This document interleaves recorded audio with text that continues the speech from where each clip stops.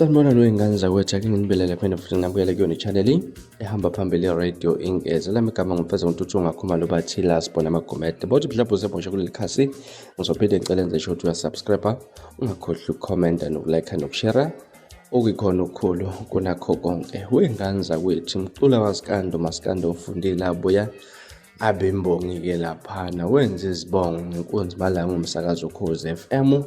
U-MC Tjatha, abantu abaningi abawuvala umlomo ngobuciko obenziwe kulezi zibongo-ke la kade kuhaya khona inkunzi malanga uTjatha ugodo. Ngale ukuthi ngande kakhulu ingane zakwethu, nansi ividiyo yayo lensizwa le phansi eCranscope emakhabeleni eyazakhela udumo ingoma yakhe ethi sihlala nga-6 endlini eyodwa eGoli, kanjalo futhi-ke naseThekwini. Nansi iclip engane zakwethu zizele isibongo sikaTjatha azinekwe umaskandi ofundile.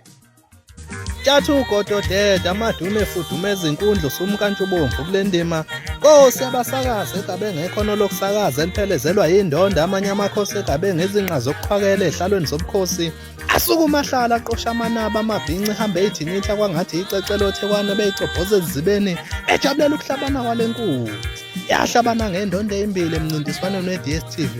Eyokuqala yayibhekwe ngabovu ngoba evote kwabuhlungu ithupha amabhinci, yesibili yaqhamuka ngazelele emuntu yanjengoJohnsini emhlane kaShoma Jozi. Isibatshazwa sakaNongoma umsakazi ongaphupho ohlala esemehlweni abantu njengeyimbici from 2003 namanje usayibambile. Inkunzi egadla ngeBhayibheli, ezinye igadla ngemshiza.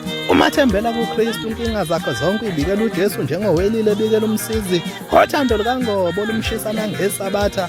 Ubuzana abangapha nabangaphesheya bathi ukhuluphala nje wathatha apha amavithamini uTjatha ugodo. Khobala xa zofakazi baJehova bemfundela iBhayibheli enama-aphula nobhanana. Kanti usedle ekhishini likamawelewele.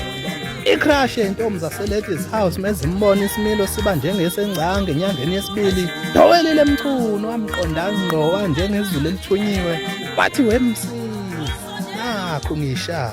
Uthando lukaNgobe luzongiphatha nonyazi ngoba luvutha nangesabatha.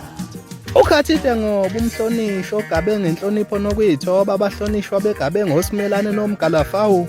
I-celebrity elikwazi ukuzehlisa kubantu lingeminyaka yabadlali bebhola befuna ukufaka umnomzane kwi-under 25.